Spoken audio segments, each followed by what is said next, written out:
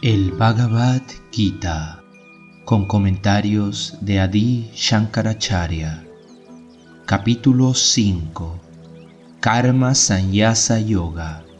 El sendero de la renuncia a los resultados de la acción. Parte 1. En la enseñanza que comienza, aquel que encuentra la inacción en la acción y sigue está en el sendero del yoga y puede hacer cualquier acto. Aquel cuyos actos han sido quemados en el fuego de la sabiduría.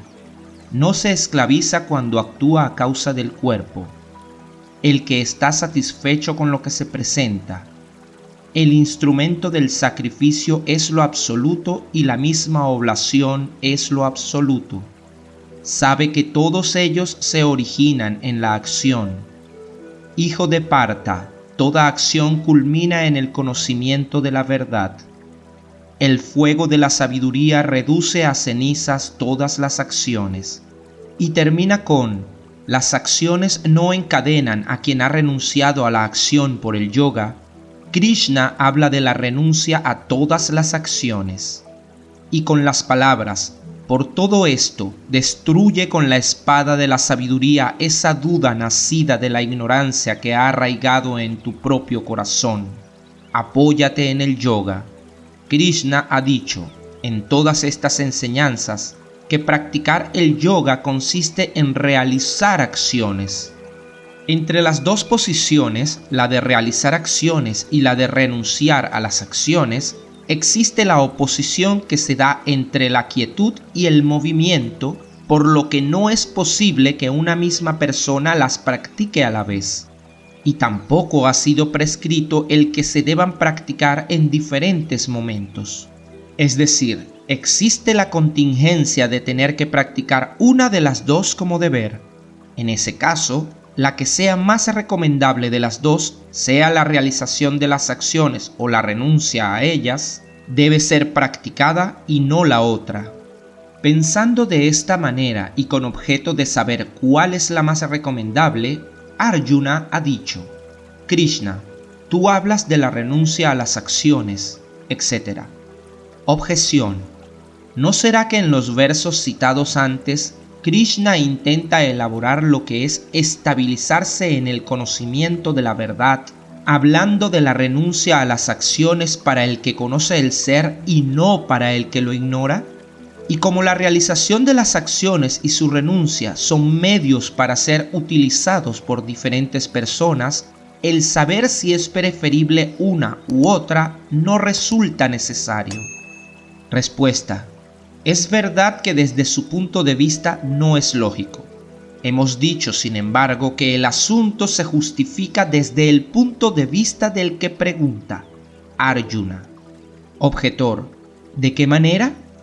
Respuesta: en los pasajes anteriores el énfasis se pone en la renuncia a las acciones, ya que Krishna intenta presentarlo como un deber.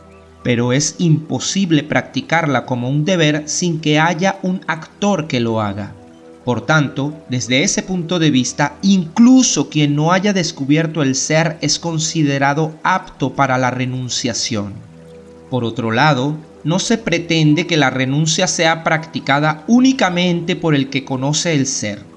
Para Arjuna, que entonces pensaba que incluso una persona ignorante está capacitada para ambas prácticas, la de la realización de las acciones y la de la renuncia a ellas, hay una contradicción entre ambas, como se ha demostrado anteriormente. Y si una de las dos ha de practicarse, es preferible que sea la más recomendable y no la otra. En este sentido, el asunto de la intención de saber cuál es la mejor está injustificado. Y al intentar inquirir por el sentido de la respuesta, hay que tener en cuenta que la intención del que pregunta es esta. Objetor: ¿cómo es eso? Krishna ha dicho que la renuncia y el yoga de la acción conducen a la liberación. Pero entre los dos, el último, el yoga de la acción, es superior. Lo que hay que investigar es, si esto es así, se establece el propósito de que la renuncia y el yoga de la acción son recursos para llegar a descubrir el ser. Para liberarse y se ha dicho por Krishna que entre los dos la superioridad del yoga de la acción se debe a alguna especialidad, o si las dos ideas han sido afirmadas por él con respecto a la renuncia y al yoga de la acción practicado por el que ignora el ser. Objetor: ¿qué importa si la afirmación quiere decir que la liberación se alcanza mediante la renuncia a las acciones y el yoga de la acción practicados por el que conoce el ser, y que el yoga de la acción es superior a la renuncia, o por el contrario que ambas posiciones, la de la renuncia y la de la acción, son recursos para quien ignora el ser? Vedantin: la respuesta a esto es: como es imposible que la renuncia a las acciones y el yoga de la acción sean practicados por quien conoce el ser, tanto el decir que ambos conducen a la liberación como que el camino del yoga de la acción es superior al de la renuncia son posiciones absurdas. Si fuera posible para un ignorante del ser practicar la renuncia a las acciones y su opuesto, el sendero de la acción, que consiste en realizar las obras, entonces la afirmación de que ambos conducen a la liberación y que el yoga de la acción es superior al de la renuncia a la acción se justificaría. Pero como el que ha descubierto el ser no puede seguir ambos caminos, el de la acción y el de la renuncia, el afirmar que conducen a la liberación ambos y que el de la acción es superior al de la renuncia a la acción no tiene sentido. Respecto a esto, el oponente pregunta: ¿ambos caminos, el de la acción y el de la renuncia a la acción, son imposibles para el que conoce el ser, o uno de los dos es imposible? Y se da la siguiente respuesta: para el que ha descubierto el ser, aquel en el que el falso conocer ha cesado, el yoga de la acción que se basa en un conocimiento erróneo es imposible. Lo que se ha establecido en distintos lugares de esta escritura, del Gita, en donde se trata de la investigación de la verdadera naturaleza del ser, es esto. Se afirma que el que conoce el ser, el que ha tomado conciencia en sí mismo del ser, que no actúa por estar libre de las transformaciones como el nacer, el que ha eliminado el error, la ignorancia resultado de la total comprensión de la verdad, renuncia a partir de ahí a todas las acciones por su estado de identidad con el ser que no actúa. Hay que afirmar también que por la contradicción entre el conocimiento verdadero y el error de la ignorancia y sus resultados, no existiría para él el camino del yoga de la acción, karma yoga, que se opone a la renuncia a las acciones y se basa en el error de la ignorancia. Y la idea del sujeto que actúa, que consiste en estar establecido en el yo actor, no existiría tampoco para quien conoce el ser. Siendo esto así, es lógico decir que el yoga de la acción, que tiene como origen el conocimiento erróneo, es imposible para quien conoce el ser y está libre de la falsedad. Objeción: ¿en qué lugar de los que tratan de la investigación sobre la naturaleza del ser se ha establecido la ausencia de acciones para quien conoce el ser? La respuesta a esto es, empezando el tema con: sabe sin embargo que aquello que interpenetra todo es indestructible. La ausencia de acciones en el que conoce el ser se ha establecido en varios lugares como: quien piensa que el ser mata o que el ser es asesinado está equivocado. El que sabe que el ser es imperecedero y eterno.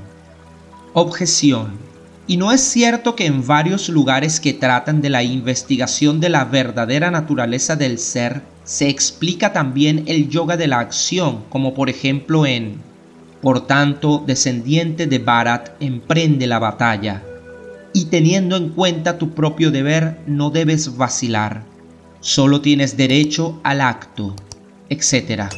Por consiguiente, ¿cómo puede ser imposible el yoga de la acción para el que conoce el ser?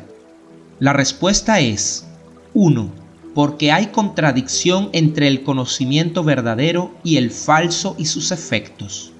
2. Porque por el texto, el de la unión por el conocimiento de la verdad para la persona contemplativa, los filósofos sakyas distinguen el camino de quien ha conocido la realidad del ser el camino de la sabiduría que se caracterizan por permanecer en estado de identidad con el ser inmóvil, del camino de la acción que es el recurso para el que ignora el ser.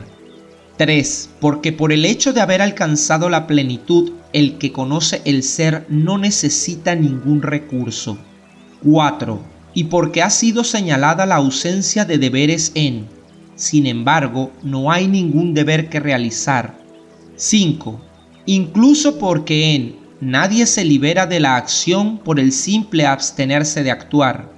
Es difícil, sin embargo, oh Arjuna, llegar a la renuncia sin comprender la acción. El sendero de la acción se prescribe como un medio para llegar al conocimiento del ser. 6. Y también porque la ausencia del yoga de la acción en quien ha despertado a la conciencia total se afirma en: las acciones son un medio para el sabio que quiere elevarse al camino de la meditación, dhyana yoga. Y para el que ya está establecido en él, el medio es la quietud. 7.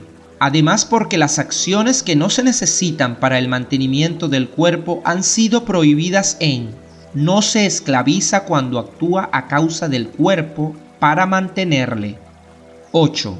E incluso porque en el texto el que conoce la verdad piensa: yo no hago nada, se habla de aquel que conoce la verdadera naturaleza del ser, el cual con la mente en contemplación del ser no puede tener la idea: yo estoy actuando, ni siquiera cuando ve, oye, toca, movido por la mera necesidad de mantener el cuerpo. 9. Y porque para aquel que ha conocido la realidad del ser, el yoga de la acción, que es opuesto a la comprensión total y se debe a un conocimiento erróneo, no es posible ni en sueños. Por todo esto se deduce que la afirmación de que conducen a la liberación el camino de la renuncia a las acciones y el camino de la acción se ha hecho para el que ignora el ser. Y el yoga de la acción, del que se ha hablado especialmente como una práctica más fácil que la renuncia, que consiste en renunciar a toda acción por conocimiento del ser, será parcial según la persistencia de la idea del sujeto que actúa y difícil de practicar junto con yama y niyama. Se ha confirmado que incluso por la interpretación del significado de la respuesta de Krishna en este sentido, la intención del que hace la pregunta, Arjuna, queda establecida. En el verso, si tu opinión es que la sabiduría es superior a la acción, cuando Arjuna se da cuenta de que el conocimiento de la verdad y de la acción no pueden mantenerse a la vez, pregunta a Krishna: dime cuál es superior de los dos. Y él llega a la conclusión de que el establecerse en el yoga de la sabiduría era para los renunciantes, mientras que hacerlo en el yoga de la acción era para los yogis. A partir de la afirmación de que no se llega a la plenitud por la mera renuncia, se deduce que esta última, junto con el conocimiento verdadero, se presentan como medios para la plenitud. Y como el yoga de la acción ha sido prescrito también con objeto de determinar qué es mejor, si la renuncia basada en la comprensión de la verdad o el sendero de la acción desinteresada, karma yoga, Arjuna pregunta: 1. Oh Krishna, tú alabas la renuncia junto con el sendero de la acción. De estos dos, dime claramente, ¿cuál es el mejor? 2. El Señor dijo: renuncia y acción desinteresada, ambos llevan a la liberación, pero comparado con la mera renuncia, el sendero de la acción con desapego es mejor. 3. Un renunciante sincero es aquel que ni odia ni desea. Indiferente hacia el mundo, oh Arjuna, se libera fácilmente del cautiverio. Quien se mantiene así, desapegado en el sufrimiento y en la felicidad, y ante las causas de ambos, debe ser considerado un constante renunciante, aunque esté involucrado en las acciones. Es lógico que la renuncia y el yoga de la acción desinteresada, que son opuestos y pueden ser practicados por diferentes personas, tengan también opuestos resultados. Pero no es posible que los dos conduzcan a la liberación. Cuando se plantea esta pregunta, la respuesta adecuada es la siguiente. 4. El conocimiento y la acción desinteresada, karma yoga, solo los niños los consideran separados, no los sabios. Si se practica cualquiera de ellos correctamente, se obtienen los frutos de ambos. No hay conflicto en cuanto a los efectos porque el resultado es la misma liberación. Objeción. Tras comenzar el tema con las palabras renuncia y yoga de la acción desinteresada, ¿cómo es que Krishna habla de la identidad de los efectos del sendero del conocimiento de la verdad y del sendero de la acción, lo cual resulta incongruente? Respuesta: no hay tal incongruencia. Aunque Arjuna planteó esa pregunta solo respecto a la renuncia y al sendero de la acción, sin embargo, Krishna la elimina en realidad al añadir algo especial con lo que intenta responder ayudado por las palabras Sankhya y Karma Yoga. Y las anteriores, renuncia y yoga, que están en relación con el conocimiento verdadero y sus medios como el equilibrio, respectivamente tienen el significado de Sankhya y yoga. Esta es la opinión de Krishna. Por tanto, no hay nada que discutir fuera de este contexto. ¿Cómo es posible obtener los efectos de ambos por la práctica adecuada de uno solo? La respuesta es 5. Lo que obtienen los buscadores del conocimiento, lo obtienen también los que actúan con desapego. La renuncia por conocimiento y la acción desinteresada son uno. Quien percibe esto, percibe verdaderamente. Los yogis son aquellos que para alcanzar el conocimiento de la verdad realizan las acciones como ofrecimiento a lo divino sin buscar ningún resultado para ellos mismos. Realizan las acciones como ofrecimiento a lo divino sin buscar ningún resultado para ellos mismos. El sentido es que también ellos llegan a ese estado a través del proceso de la vida de renuncia cuando ya han tenido el conocimiento de la realidad suprema. Objeción. Si esto es así, la vida de renuncia en sí es superior al yoga. ¿Por qué se ha dicho entonces, entre los dos, el karma yoga, acción desinteresada, es superior a la renuncia a la acción? Respuesta. Escucha cuál es la razón de esto. Desde el punto de vista del mero eliminar la acción, renuncia, y el yoga de la acción, por otro lado, su pregunta era ¿cómo uno es superior al otro? Mi respuesta era que el yoga de la acción desinteresada supera al de la renuncia sin el conocimiento de la verdad. Pero la renuncia que se basa en la verdad descubierta es la sabiduría. Esto es lo que se quería decir. Y ese es el camino yoga en el más elevado sentido. De todas formas, el karma yoga védico se considera, hablando simbólicamente, el camino de la renuncia, puesto que conduce a la verdad suprema. ¿Cómo conduce a ella? 6.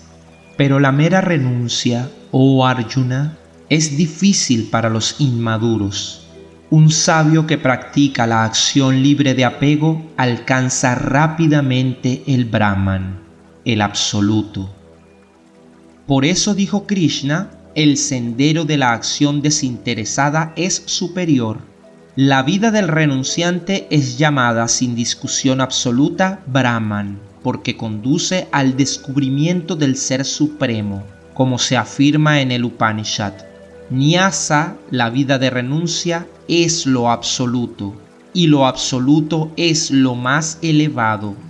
Lo absoluto hace referencia a la vida de renuncia en sentido real, no figurado, al consistir en una estabilización en la verdad del Ser Supremo. 7. Quien está dedicado al yoga de la acción, purificado, autocontrolado, con los sentidos restringidos, conociéndose a sí mismo como el ser de todo, no está contaminado por sus acciones. 8. Yo no hago nada en absoluto, piensa aquel que ha sido iluminado por la verdad, incluso mientras ve, oye, toca, huele, camina, duerme, respira, habla, suelta, agarra, o cuando abre y cierra los ojos, porque entiende que los sentidos están involucrados con los objetos sensoriales. La persona que ha descubierto la verdad, en la acción no encuentra más que inacción en todos los movimientos de su cuerpo y órganos sensoriales y mentales, y es la única que está capacitada para abandonar las obras por haber tomado conciencia de la no existencia de las acciones. Así, el que intenta beber agua en un espejismo pensando que el agua está allí, sin duda no vuelve a beber a ese mismo lugar cuando ya sabe que allí no hay agua. 10. Aquel que actúa ofreciendo las acciones a Brahman y libre de apego, no está manchado por el pecado, así como el agua no puede mojar a la hoja del loto. El único efecto que derivará de esa clase de acción será la purificación del corazón. Final de la parte 1. Suscríbete y activa la campanita para más contenido espiritual.